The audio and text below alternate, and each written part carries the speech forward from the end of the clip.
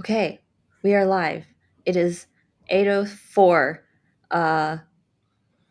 ESCET time.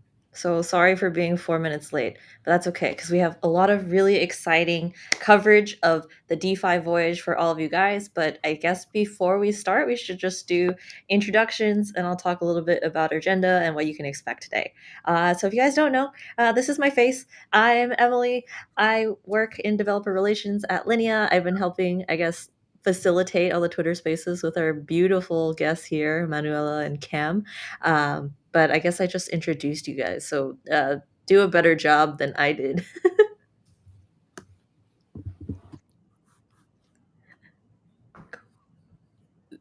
I was trying to So, unmute myself. Who wants to go I hope first?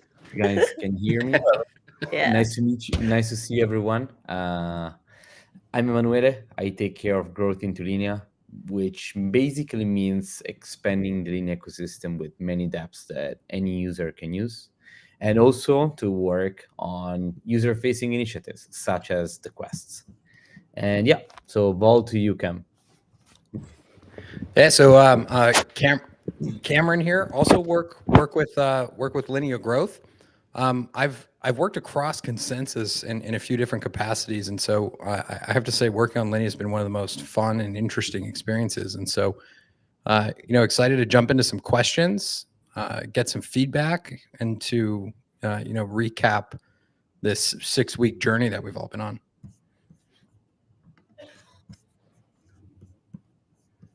I'll go. Hey, everyone. Jeremy Herbst. I work as a community support manager for Consensus and big time involved with Linea in the community track. Just happy to be here with everybody to explain some stuff that happened on the DeFi Voyage and see what everybody's building here. I think it's great, and it's great to be in the company of such amazing people like Emma and Cam and Emily and everyone. So thank you so much for having me. Cool. Last but not least, Yeah. one of our most important guests, actually. Hey guys, I put this side. Apologies, I can't switch my camera on as I'm traveling. But yeah, I'm one of the founders of the company Interact. It's been a great experience hosting the DeFi Voyage with the Linea team here. I hope you guys had fun. Yeah, I had a lot of fun. It was actually very, very helpful. I think I mentioned this a few times on our Twitter spaces. I'm not a DeFi gal, so having Cam and Interact and Manuela to kind of facilitate that whole interaction and journey into that was very helpful. But anyways, let's get started. We're gonna break this up into a few sections. So I made slides today because I'm very professional. So just heading over the agenda, I'm reading the agenda right now. We'll talk a little bit about the community highlights with Jeremy, DeFi Voyage behind the scenes, all the need to knows, I guess, of how it went, important things to know, ways to continue to engage. I know there's been some questions about Denon Voyage. I will be going over that, Linea in 2024, and some Q&A. Oh, I guess I forgot to add this to the agenda, but we'll be talking a little bit about gas, how it works on Linea fee structure, and how we're continuing to improve that. Because we've heard your concerns, but I kind of want to give a view of, why things happen the way they do. So for now, we're going to hop into the community section. I'm going to stop sharing my screen. I'm going to kick off the rest of the team. Sorry, but you're our highlight today. Okay, so Jeremy, you're one of our community support members. Discord has been insane. I want to just say a very big thank you. You are actually like the heart and blood, I think, of helping this be okay or better. I guess it could have been disastrous without your existence and your team. But can you, I guess, tell us a little bit about, if you have numbers or anything, I can grab them as well if you don't have them off the top of your head. That's perfect. No, it's just like to piggyback on what you just said there. It's like a huge team thing. You're right. It's like a big team effort and even the community effort. So it was amazing to be a part of it. Man, it's everybody. So for some numbers, just to give you all a little bit of like reality, like what we actually had, just in Discord messages alone, for the month of October, we had around 22,000 messages, and that was like from when that voyage, DeFi Voyage specifically started, right?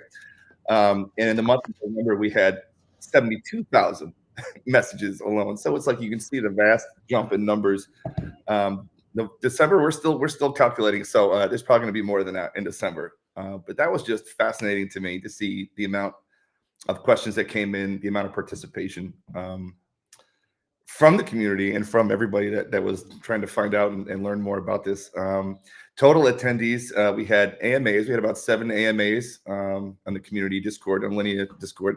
The total numbers of attendees over the all 7, because it's a little bit of a smaller platform, but it was about 1,456 members roughly. So that was pretty good, I think, for what we had going, and just trying to get that community engagement. And like that's what we're pushing for all the time. And another thing was for our Discord. Everyone knows that we switched from the main consensus Discord to our own Linea Discord. And so immediately once that switch happened, within the first few weeks, it was like 70,000, and we went to almost, because of the DeFi Voyage, we went to about 252,000, I think, right now. So that's just insane, and we're actually beating, I think, the consensus servers numbers at this point. So that's a pretty good milestone.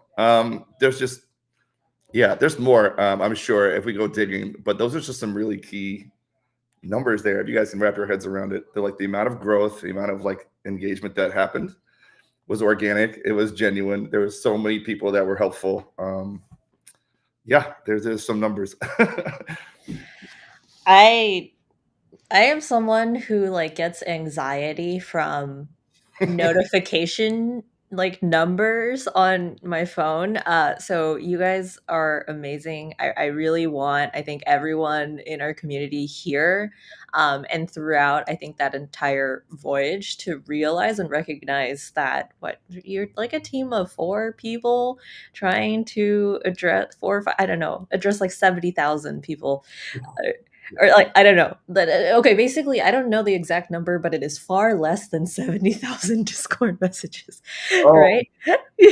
Totally. There's the fact is, it's our team, pretty much we all have different things. Obviously, each team in consensus has different things they work on, right? Some of us are more geared toward spending more of our time on Linea, right? Obviously, so when this happens, it's the active people, everyone was active the whole time. Our whole team at one point was.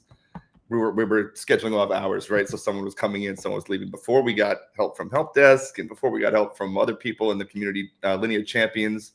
That's another thing we can talk about for about an hour. But yeah, just our whole team was active. Others have so many other things to usually work on. We all hands on deck, because that's how important it was, and that's how intense it got, with so many questions and the amount of participation. It was insane. It was great. It was so cool. We all got together. I'm sorry for saying this out loud, but I see in some questions, there's questions about their personal experience or kind of their, I guess, DeFi Voyage stuff. So if you have questions about you specifically, Discord is the place to go, or I guess submitting a support ticket. So yes, if you have done that, do switch over the channel. But to that point, right, I think you kind of touched upon Linea champions. But I just kind of want to ask 2 questions.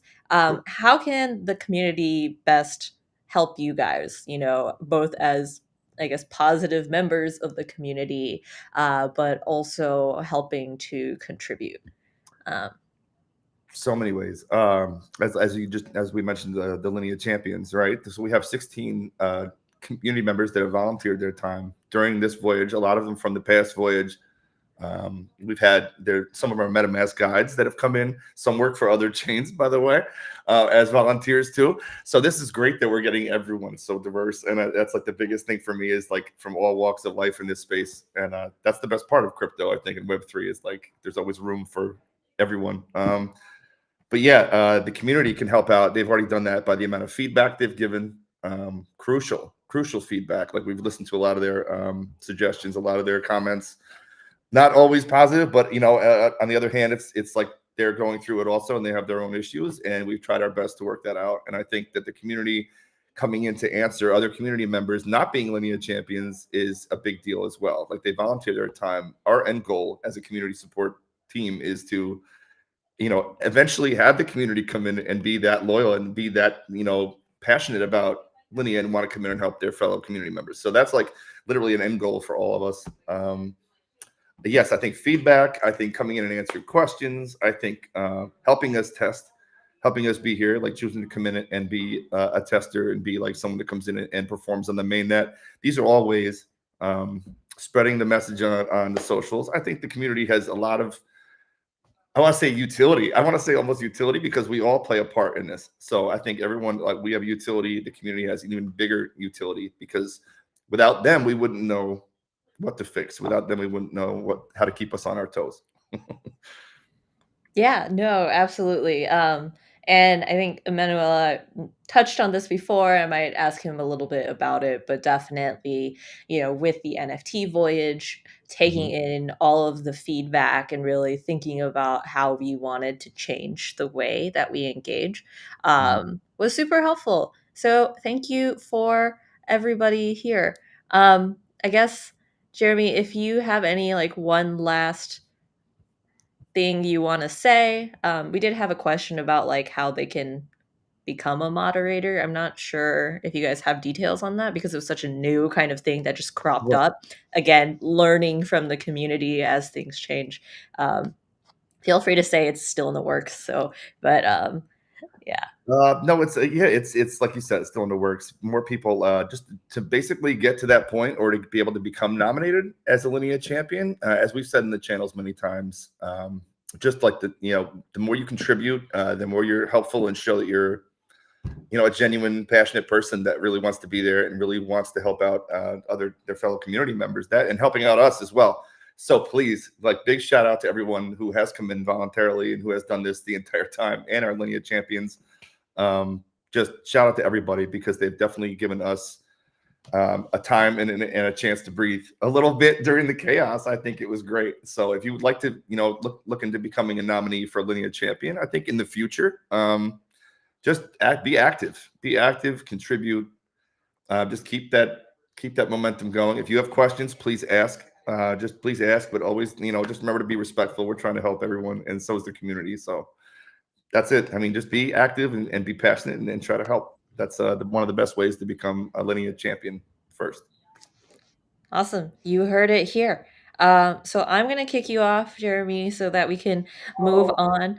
Oh, I'm sorry. Oh, wait, I forgot. I was going to say there's one icebreaker. What was your favorite moment of the DeFi voyage? My favorite moment, oh God. I'm not going to say the first one that comes to mind right now. My favorite moment was literally when we signed on, so many people were passionate about becoming champions. I'm going to go back to that again because it's really crucial. Like when you see that, it's kind of like a bridge toward decentralization. When you see the community stepping up and taking over, that to me was one of the biggest moments that I saw. It was almost like a light bulb. Like, this is what we're striving for. Just DAO, decentralization. I think it's what everyone was striving for, trying to anyway. That was the biggest moment for me. The active, genuine community engagement and the assistance they gave. I got to say that again. I have to reiterate how powerful this community was in making this all like a success. I think it was a vast success. So thank you to the community. And this is like the biggest thing for me was them being so engaged and just being so ready to jump in. That was like the biggest part, and that's like toward decentralization. So isn't that like, that's like we want to see, like eventually it's going to be given, that's what everything should strive for that. So that was my favorite part of the DeFi voyage. Awesome. Thank you so much. Thank you. So I'm going to kick you off. How do I do this? Goodbye. Give you guys some quick stats about, like how the community has grown here.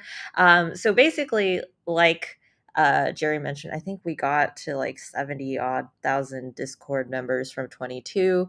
Kind of I'm really excited about the number of attestations that came through for Verax, which is incredibly important for like proof of humanity and like other type of identity primitives in the blockchain space. I think what I really want to highlight here specifically is that it is incredibly important that like the network grows in order to power the success of the applications that are on there, and like continue to grow the influence of Ethereum and spread like the importance of like decentralization and data ownership and everything. So I really want to say a big thank you again. And it's so exciting to see how people have engaged, both in terms of, exploring the dApps, giving feedback to the dApps themselves, as well as Linea. And then I think one last thing of just like helping us test things. I had one more slide about like, what do you call it? Fun facts, right? We had like 452 verified humans. Wave 5 was insane. Liquidity pooling and yield farming, that was like the one I was the most scared of, so I'm very impressed by everybody else. We got at one point to 15 transactions per second, which is actually really crazy volume. And I think is important again always when we need to drive that kind of number to better understand how to adapt and change, and push forward what is important for L2 scalability. And I'll talk a little bit about like how that affects us later down the line. But I want to bring in our wonderful guests here today, Emma Porfcam. Cool. Hello, hello. We're going to start with the icebreaker that I forgot to start at the beginning. So, guys, what was your favorite part of the DeFi voyage? I'll jump in here first. I think from my side, it was seeing users doing, or rather exploring more aspects of DeFi than they might have prior. And so, like for example, we had a lot of users and a lot of questions during the swaps wave, during the borrow and lending wave, who mentioned that this was some of their first times doing these activities. And then we got, we had the honor of kind of walking through those with them. And so seeing users now after going through the voyage who might be just a little more comfortable with those types of DeFi tasks was definitely rewarding. Cool. Yeah, for me, let me jump into this. So my favorite part, I would say that it's been the account abstraction one, for several reasons. I mean, first of all, it's something that we are trying to push a lot. It's a novel topic that, in our opinion, will be very important in order to be able to unlock this to the next. A lot of people say billion, let's say millions of users that are gonna come into crypto and Web3. Secondly, is that the actions that were part of the account abstraction wave, as users will remember perfectly, were very similar to the ones that were in previous waves. For example, a swap, a liquidity provision, or a borrow on a money market. During previous waves, there were many more questions and doubts about how to conduct those tasks, while in the account abstraction wave, those questions were not that much, meaning that the hands-on experience is helped also these type of users to get a bit more knowledge and experience on these topics, which in DeFi is something very important. We know that, I mean, all of this was thanks to the users. You guys have been, brave enough also to test out this novel type of applications. Account abstraction is something that, at least on the wallet activation, requires some fees. As you perfectly know, it's true for any type of account abstraction wallet, basically. And we believe that this is definitely something that, first of all, has to do with the high fees that were experienced, and also depended on the layer one fees, so Ethereum mainnet fees, basically. And Emily will deep dive into these fees issues and how actually it's going to improve in the upcoming months, which is the most important thing for the community. And secondly, is a more long-term view, I would say. If you think about it, once you have activated an account abstraction wallet such as Timeless, the one that's used during the quest, you have basically no more fees to spend to activate that, but many more use cases that are unlocked by that.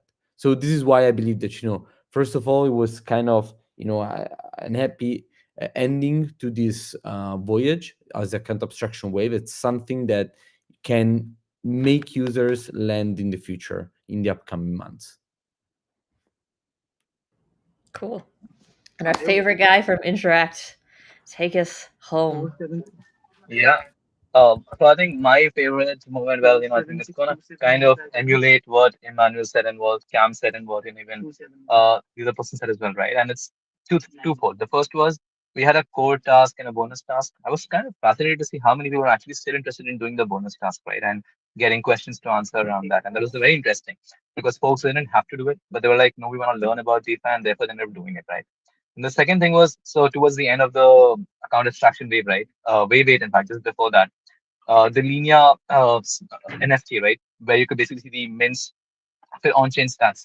That kind of gave access to users to something called as Linea Compass Pro on our platform. And what was fascinating was people were trying even that quite a lot, right? So not just the voyage actions, but going beyond that, engaging with apps that are present on that entire product, and then coming back and asking us more questions. In fact, helping each other out. That was super interesting as to how the main, I'll say, purpose behind this entire activation was to get people excited about DeFi and Linea. And it was kind of possible because it was not just the voyage, but even going beyond that and interacting with apps on occasions when they did not have to. So that was kind of super exciting and super interesting. And I also learned quite a lot about DeFi. In fact, our whole team upskilled. So great thanks to Emmanuel, Cam for setting that up, right? With that focus on education, crystal clear instructions and all of that. Yes. Awesome. I guess I'm supposed to talk about my favorite part again, but I just want to echo the education part. I've never been a DeFi girly. I somewhat am now, and I'm very scared of doing taxes next year. So thank you, guys, for that. Let's dive into kind of, uh, you know, DeFi Voyage behind the scenes / in the future. Cam, I just want to kind of set the stage with you, and help us learn, why did we pursue this DeFi Voyage, and like what were the kind of educational highlights that came from it?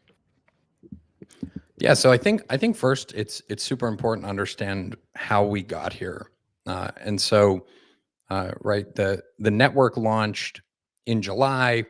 We've been working really hard behind the scenes, not only on the stack and on the tech as a team at Linea, but also on ensuring community, and ecosystem growth. And so this was really kind of the first push for users, not only to learn about DeFi, right, but to experience ZK EVMs, right, to learn about all the different protocols on the chain or in the ecosystem, and again, right, the focus here is on learning. And so we actually we conducted a lot of research leading up to the DeFi Voyage, right. We collected a lot of feedback, and we tried to structure it in a way, right, that was really beneficial for the users. And so the whole goal here is each week was like the next step in your on-chain or DeFi journey, right? So, you start off with bridging 1 week, right, on ramping, then swapping, providing liquidity, right, and so forth. It continues to get just a little bit more complex. So the user continues to learn, I think, progressively. We learned so much over this DeFi Voyage, and even us, right, at Linea, we've even learned a ton.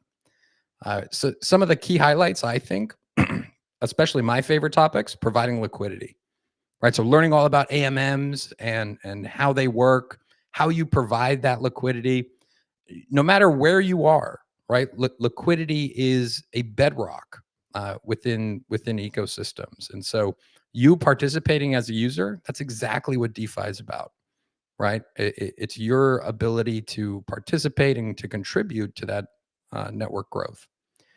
I think then moving forward, a few other things that were super exciting. Were various other waves. I know Emma mentioned account abstraction. For those of us here who, we had the ability to, interact with the timeless wallet and check to see if our transactions were sponsored. this is a huge narrative that you will run into again, right? 4337 and all of those capabilities. And so some of the feedback we got was that this was the introduction of 4337 and smart accounts and these types of wallets for the users. I think that was especially rewarding, right? Because it's almost guaranteed that the users, not only on Linea, right, but I think in general, you will run into that again. So again, to summarize, it's that progressive journey, right? Think about everything that you've done over the past 6+ weeks, and think about all the different interactions that the users have learned. It's just quite fascinating stuff. So I hope that answered the question well. Of course it did. Kim, you're always the bomb.com. Okay, now let's move on to you. I think I wanted to do kind of a two-step thing, just quickly like rehash the ways in which we um, continue to formulate, I think, how we approach, I guess, this voyage, but then also stepping into, I know you have like a long list of highlights and things that you want to and need to touch upon. So here is your platform. Yeah, I mean, let's say I don't want to dig too much into it because at this point the quest is finished, right? So it was mainly to let users understand what we have done, right? The design of this DeFi Voyage overall was done together with our partner Depps and Interact as well. And it's been a big effort on all the parties involved. And I mean, we are perfectly aware that the biggest effort, of course, is on the users that are helping us build, and grow the network.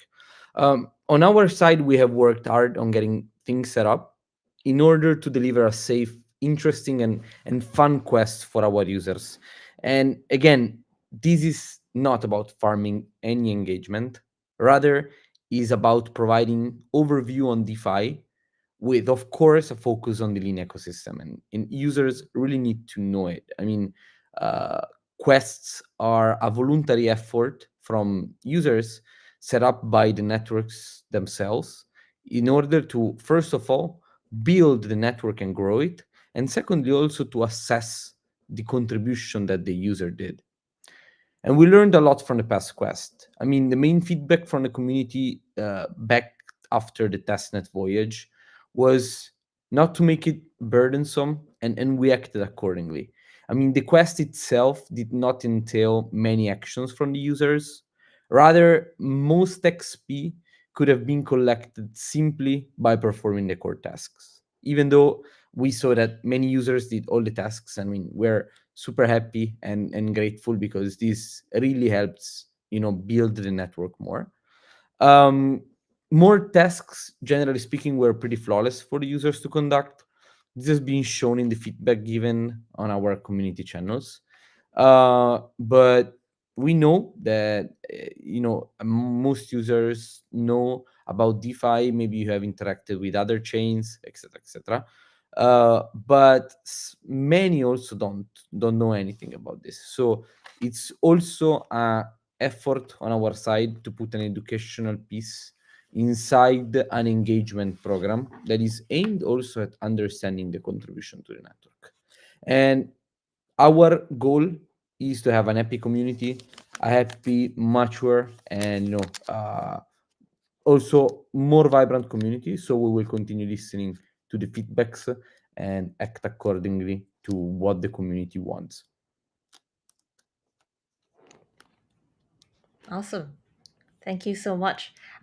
So I think I want to talk again about like, I think we took a lot of care about the design and making sure, as you mentioned, the core tasks where you get the most XP, um, you know, isn't a huge, I guess, contribution. But I want to talk about, a pour kind of on the interact side. I think that's also a really important part of making sure that the quests are fun. How did I activate these balloons? But yeah, Apoorv, can you tell us a little bit about Interact, how you guys think about UX and what's important for people trying to explore ecosystems?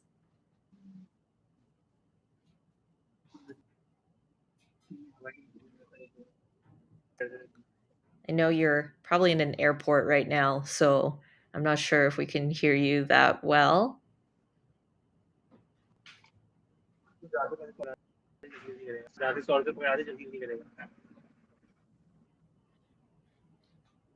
Oh, I'm sorry. I cannot hear you properly. So I'm gonna skip over. I guess you ask the question after the other question. So hopefully, I think the internet connection is resolved. Since I know you are traveling and in place. So I think the next piece I wanted to touch on with regards to experience in design is obviously things were happening during the voyage, and I want to touch upon and get your input, Cam or Emmanuel, also Apoorv, if your internet connection gets better, about how making sure you guys are secure um, during this exploration and how that is affected, right? Um, yeah, take it away. Emma, do you want to start on this one? Yeah, I mean, my opinion was definitely less bumps than expected, and also many less bumps compared to the testnet campaign. Traffic increased, network remained stable, even at very high TPS. This is one of the things that we meant when we discussed about the testnet voyage bumps, and we said how the absence of this incentive makes testing very hard on a testnet, especially at a large scale. Well, we know that the biggest thing that probably happened. I mean, it was not related to Linea at all, but was the Ledger Connect exploit, basically. So we acted fast in that case. Stopping the quest until we were able to check that no dApps were active at that time were actually affected by this. But yeah, for the moment, I don't know, Cam, if you have something else in mind beside this. Yeah. I think it's super important to note a focus on network wide security, and then I think we'll jump into it from a user perspective. And so, just to kind of reiterate what Emma was getting across there, right? We have multiple security partners 24/7, right? We have a very large security team 24/7, and no matter what we brought to them, or if they brought anything to us, I think we were very quick to act, right? It was it was very transparent and open, and even more so, right? Interact was always available and always there as well. So it's everybody's core focus from this side, right? Is the user experience and the user journey. And so I think there was a lot of pride and a lot of work taken on that in terms of security. From a user perspective, right? I mean, we're talking about a lot of dApps, right? There was a lot of various options, a lot of experiences. I hope it was communicated, and as well, I hope a lot of us learned some best practices, right? Revoking dApps that you're not using, right? If you've provided permissions, um, you know, selecting dApps after doing a little bit of research, right, into how it works, what you'll be doing, as well as various outcomes from the actions, right? So not just security from a wallet perspective, but also looking at the bags, right? We have to protect the bags, and so understanding a lot of those complex tasks, understanding what you're doing, and those outcomes. So again, from a company perspective, I think there's just so much care that goes into this with partners, Interact, always being available, always helping users. And then from a user side, right, it's kind of understanding what you're doing and, taking some of those security best practices with you. Awesome. Thank you so much. Okay, we're going to try again with our fine friend at Interact. Apoorv, can we hear you?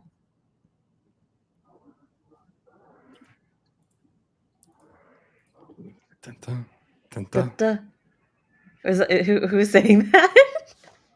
Dun, dun, dun, Oh, no, dun. that's Cam. Hey, and Emily, I obviously I cannot speak for a per. Yeah, can you guys hear me right now? Apoorv. Is that better? Yes. Oh, yes. there he is. Okay. We can. Success.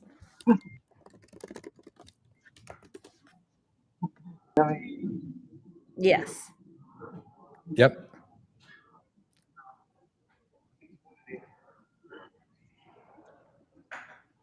We can hear you say, can you hear me? Awesome, awesome, right? So, apologies once again, guys, for not being able to completely speak given the conditions. But regarding to it, so talking about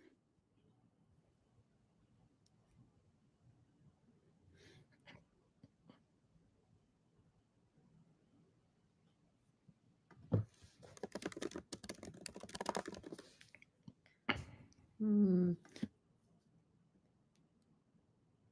Is it just me or did it drop again? Dropped. Oh, rough. Okay. Um, we will try again later. Third time's the charm. Uh, yeah, just FYI, things are happening outside at the airport, so unfortunately, um, we have to move on. Cam, I do want to ask, again, like we said, we had a really big focus on making sure users knew what they were doing, how to, obviously, like you mentioned, do revocations. That's not the right word, but anyways, how can people like continue to engage and educate themselves now that we don't have you every week to tell us what to do? Yeah.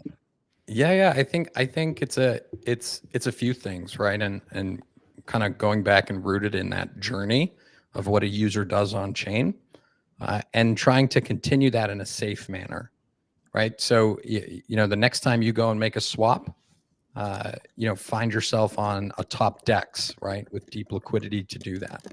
The next time you go to do an action, right, do that on a protocol or on a DApp and not on a centralized exchange. And I think just those kinds of experiences get the user more comfortable. We've produced, a lot of different educational material. So we have a technical content writing team, right? We've produced blogs throughout this entire time. We have Interact as well producing content from their side, and so there's no shortage of different educational material just in this one voyage. So I think what's key is always taking a few minutes, right, to understand what you're doing, how you're interacting with different dApps, right, and what are those outcomes. So the better informed you are as a user, the better the outcome is going to be, no matter what. And then in terms of best practices, right? I know we talked about revoking permissions and doing sorts of these things. This again, right? It all comes down to being aware of what you're doing and what you have done, right? So every time you connect to a protocol or to a dApp, right? What is your wallet really doing, right? So understanding that helps you make those more informed decisions. One thing I will note, and I know we'll touch upon it later on with Interact, but something that their platform does, which is so fascinating. I mean, it really, it's like a standout feature, is this real-time verification of your tasks. So for those of us who weren't familiar with other platforms, right, a lot of them you may have to wait a week to get back word that you've actually completed things.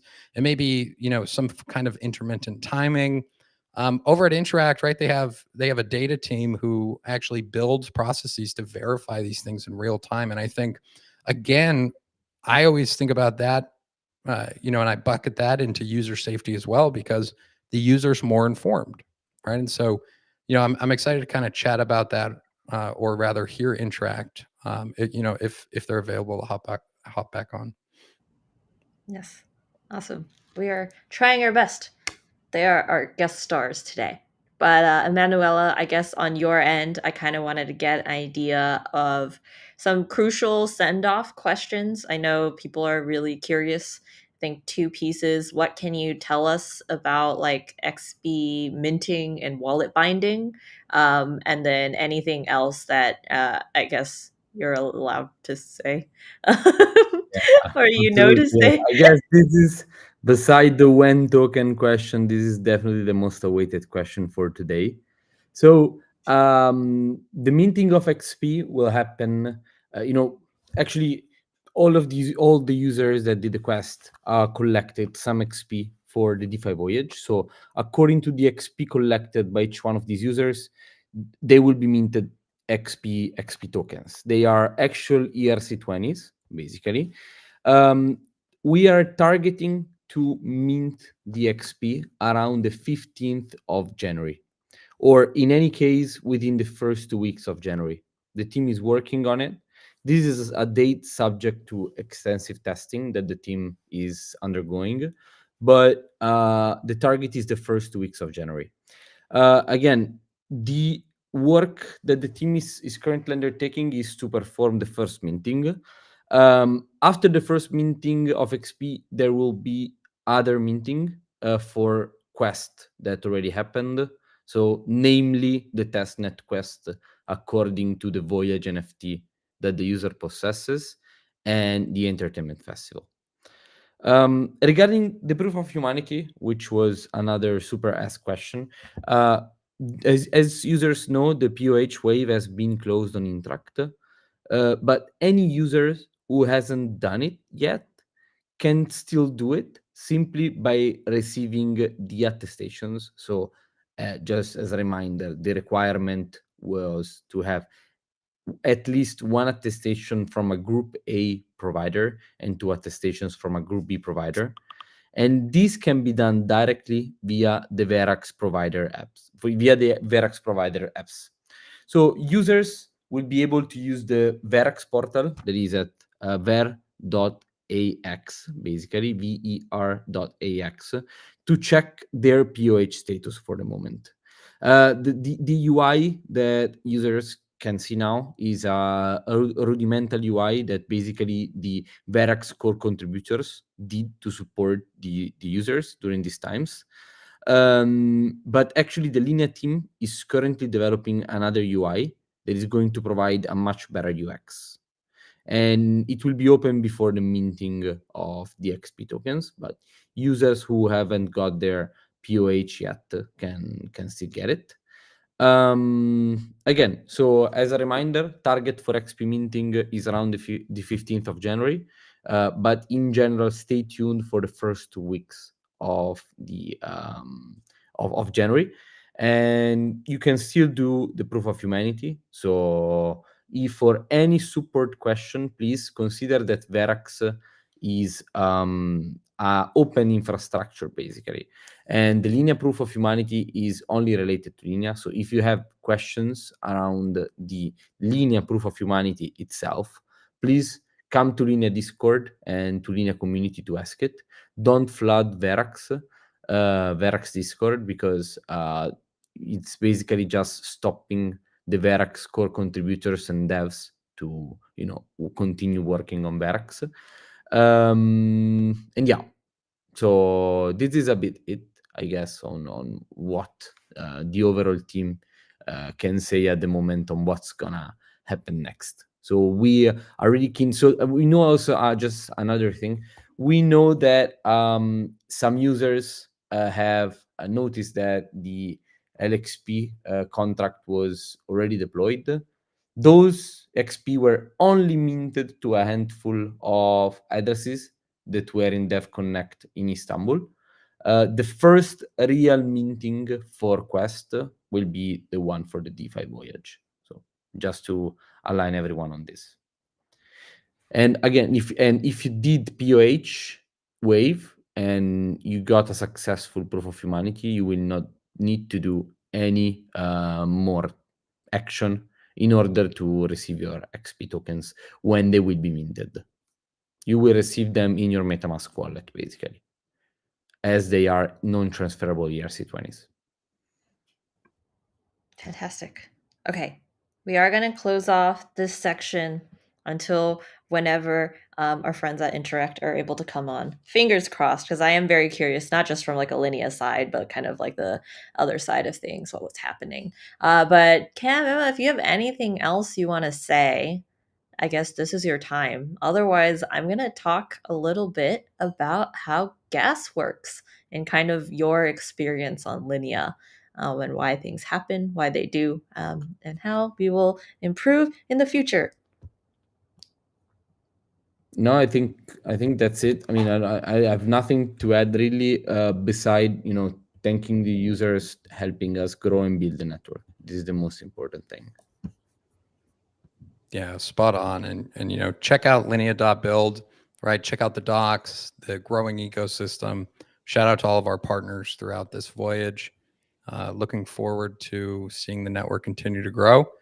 Always know the team, multiple teams, full time in the background to push this forward. So lots of exciting things coming in the future.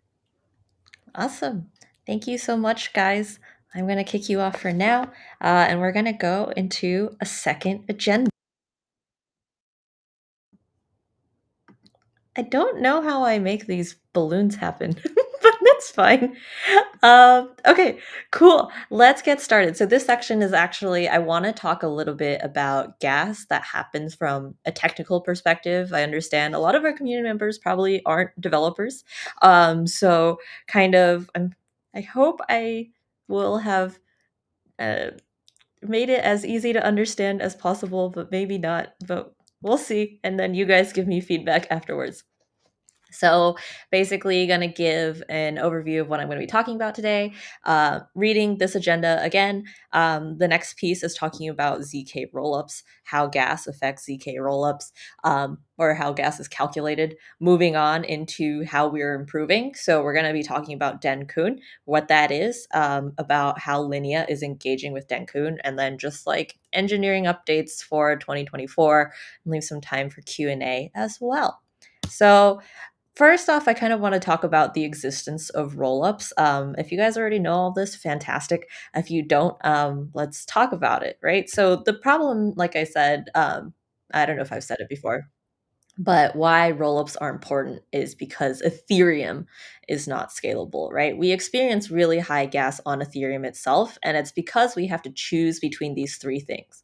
And ultimately, what is the most important is that we choose security and decentralization. So, what do we do about the scalability piece? And that's where rollups like Linea came in. Right. So we're going to talk about solutions. The layer 2 solution is basically, to kind of rehash, a layer 1 is just the underlying base blockchain. So you can think of Ethereum as our layer 1, Bitcoin, Avalanche, etc. When it came to like figuring out how to scale and stuff, there was a proliferation of all L1s, but I think what we trust, right, is a lot of the proliferation in large community that Ethereum already has. And that's why we come to layer 2s. Right, so layer 2s work by taking off that execution. So that execution component of competing for, space, execution power is what drives gas, is the difficult part about, Ethereum. So we said, okay, well, let's actually pull this completely off, work on it on a separate blockchain to increase the transaction speed and throughput, while, and this is the most important part of why we chose layer 2s, right, is that data is posted back to Ethereum. So if you guys are familiar with things like Polygon proof of stake, that's a side chain. That's not a layer 2. It helps scale, but that data is not returned back to Ethereum. So Polygon goes poof, like then everything goes poof, right? But we've coalesced around rollups, things like Optimism, Linea, Scroll, etc., because that data is posted back, and that's called data availability. But let's talk about, rollups, right? Like I mentioned before, all the transactions happen off chain. So what it does is it rolls up a bunch of transactions and posts it back to Ethereum once, instead of like trying to, shove all this information all at once. The key part, again, we keep emphasizing security, right? We have to prove that the data that we're posting back is true, right? And so how does this work? We have a few different components of it. We have the on-chain contract. So there's a contract on the L1 that stores all of that data. There's a contract for verifying that data is correct, specifically for ZK rollups. And then we have like the L2 side of like Linea with the execution, environment, and then like operators, outages, blah, blah, blah. But that's not important. The important part, is going to be how assets are transferred and how that translates into optimistic, and then talking about optimistic versus ZK and why ZK gas is the way it is, right? So basically, with the asset transfer process, you like lock up ETH and you create it on the L2 and you burn it on the way back. Actually, the asset transfer process isn't important. The important part is how we do the proofs, right? So optimistic rollups are the first iteration that came out. We just assume it's valid. This isn't very secure. The way it works is we wait 7 days for someone to basically issue a fraud proof potentially and say, hey, this looks fraudulent. Let's check it then. This is a problem for like obviously like liquidity, liquidness. There's a word for it, whatever. But the point is more so again, you have to wait that 7 day period as well as rely on less secure ways of proving truth, right? And that's where we landed on ZK rollups. So ZK rollups came second because number one, the EVMs, Ethereum is very difficult to turn into math that a ZK proof, which is a mathematical proof, will understand. So what ZK rollups specifically do is saying, hey, instead of a fraud proof, let us proactively say this is true, verified by math in a validity proof, right? The key part here and why we do zero knowledge rollups, right, is zero knowledge rollups have the property of not having to reveal all that information when it's solved, right? So we chose ZK rollups because it is the smallest type of mathematical proof. For ZK rollups, I think people often get confused because they hear ZK and they think privacy. For scaling specifically, it is about condensing that data, that proof data, as small as possible. So when we post it on Ethereum, it's as cheap as possible. What that means is in terms of posting that data back, you have two sources of kind of transaction pushback when you have to interact with the L1, right? So that's specifically the size of the data that you're posting back, as well as the computation power on the L1 to actually verify its truthfulness. But that is Linea, and that is kind of the way we work, right? So this is the big piece. You guys keep asking about fees. This is kind of where it's derived, right?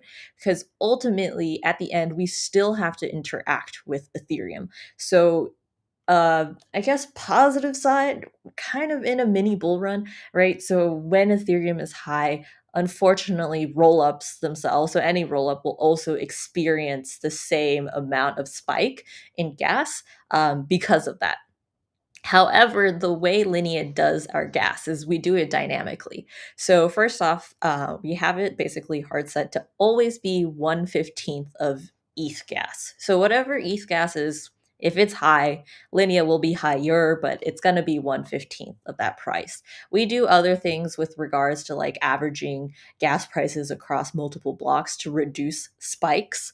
So I think we really focus on trying our best to maintain kind of less spikes with response to the Ethereum spikes or whatever. But that is kind of where gas fees come. And I do want to say, like it's also hard to compare across rollups, specifically because of food dimensions, right?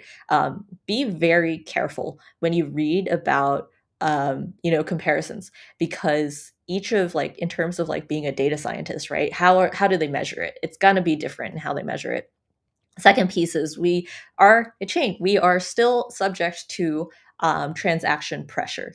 So there's a bit of a thing to say, like, you guys did too good of a job. Like, we hit 15 TPS, which is crazy. So, like, volume itself, it's like a good thing, right? And so, again, if you're doing that comparison, like, you can't really compare it because you're comparing different network conditions, right? But anyway, so like, yes, ultimately this is a problem though, right? Posting that data, having to verify that data. What are we doing to solve it? And there's this little thing called EIP 4844. And this is where I want to talk about what Denon is and what it means, right? So let's talk about the Cancun Denon upgrade, specifically Denon. So, oh, my slides are out of date. Whoops. So the Ethereum upgrade was originally scheduled for December, which then got migrated to end of January, which then got migrated to March/April. And this is just because, the Ethereum developers want to make sure everything they do is very secure. Engineering things come at time. So cross out December. It's actually March, April, but this is the next Ethereum upgrade. And this upgrade specifically helps out with the problem of scalability, security, usability of Ethereum, right? And what I'm talking about here is EIP 4844. So what is this? This is changing the way data is stored. So again, like I said before, ZK rollups are expensive because they have to take the proof, the size of the proof, and put it on Ethereum. How do you save space in general? So for those of you who aren't familiar with like computer architecture, there's something called sharding. And what you can say, kind of, I want to try and explain at a high level, is that it like breaks it up into multiple pieces so you can run process transactions all at the same time in parallel rather than one right after the other, right? So this again maximizes throughput, reduces congestion, is a way of lowering gas fees.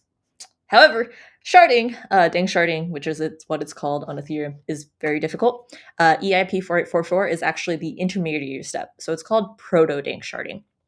So it's creating the scaffolding for the sharding or parallelization of the transactions to happen, right? So what is proto-Deng sharding? So basically what this looks like is there's something called blobs in, I guess, computer science. They're called binary large objects, right? But basically what you can think of it as is two things to think about, right? Proof data is only posted back for verification. It's not posted back for like eternal data storage. So holding data you don't need outside of the verification time is a suck kind of on resources, right?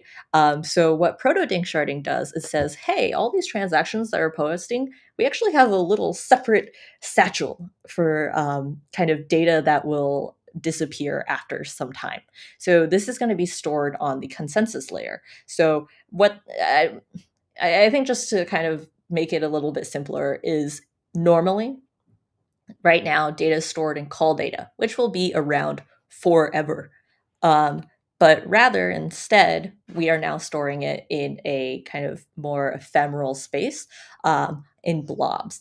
And what, I guess, how we get around, verifying truth again is the nodes themselves will attest that they received these blobs, and this data is also deleted.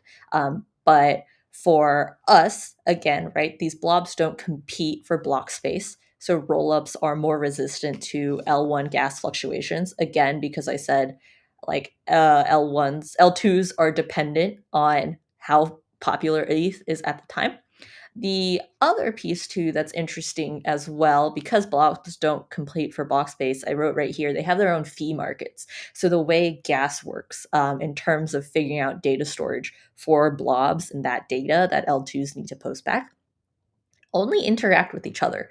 So you don't have to compete with, like, if people are doing a bunch of random stuff on Ethereum itself, right? For data, you're competing with like probably like other L2s or other things that are just posting and using that blob space. So this is really great. Unfortunately, again, like this is happening in end of March, April, and then obviously there's back time where we have to adjust our tech to accommodate the new Ethereum upgrade. I tried to make like a caveman version of this, but who cares? We're gonna move on, and so we're gonna talk about the DeFi Voyage specifically. So, guys, this is really exciting. Like I said, one of our biggest pain points, both for Ethereum and then also like L2s that we still encounter, is that gas based on data on Ethereum.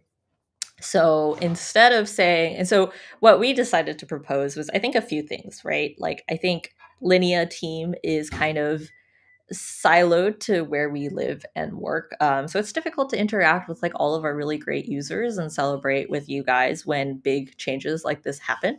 And the other piece, and so we kind of want to spread that love and joy and build up excitement and, again, education around the things that affect and affect Linea up until that what do you call it, March, April date. So there's two pieces here. I don't have links to them. Post them on Twitter. We actually already released, I think, a few educational articles about the Denon upgrade, what's coming, and then like stuff on like interviews with like the founder or like originator of this kind of stuff. So again, focusing on like, I guess, kind of coalescing around learning about how this is important for Linea and the future of Ethereum. Right. So find us IRL. These locations are still a little subject to change, to be honest. We'll definitely be at East Denver. We have meetups scheduled with like local community members throughout. So if you want to find out like registration for those and like when they'll be, it's still being, I guess, kind of planned, because it's hard to plan for something like that many months away.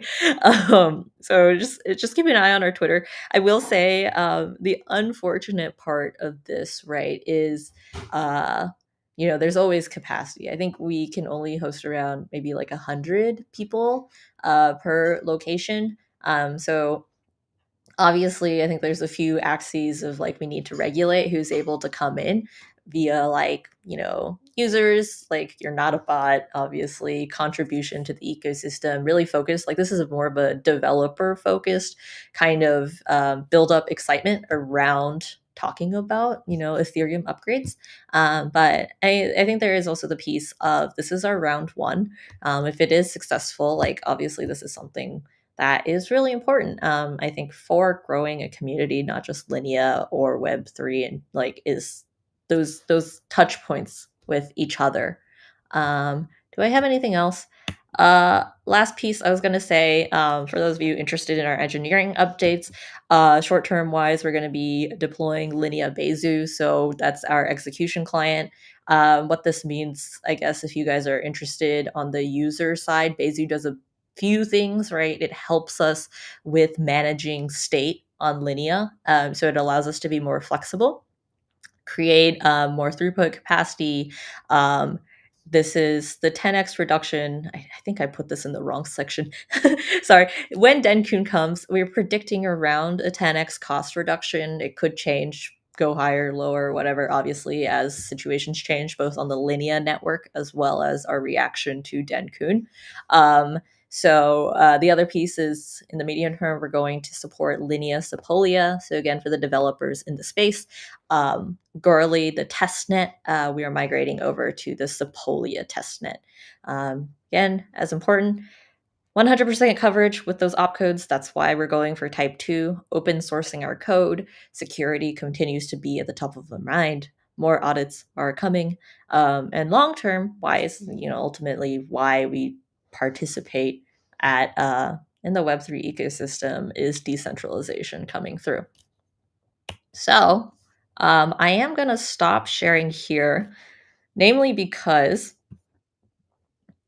okay, a Porv is not on. That's fine. Yeah, so that is everything. Okay, Manuela, Jeremy, you guys are still on. Fantastic. We'll give off one final send off. Let me see if there's any more questions about how it works exactly. I didn't monitor this at all. But yeah, I think the things to take away here specifically is Linea got really popular. Ethereum had a bull run. Like, gas is expensive because of data that we have to post for the proof. So Ethereum in general is changing the way that data is going to be stored, and it'll make things cheaper. So get excited for Denkun. Yeah, don't be worried. Things are in motion, and that's part of the learning experience.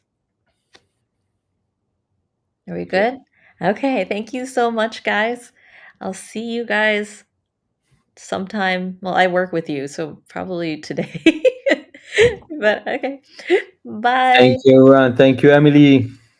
Thank Bye, you so much. Jeremy. Bye. Thanks, community. Thanks.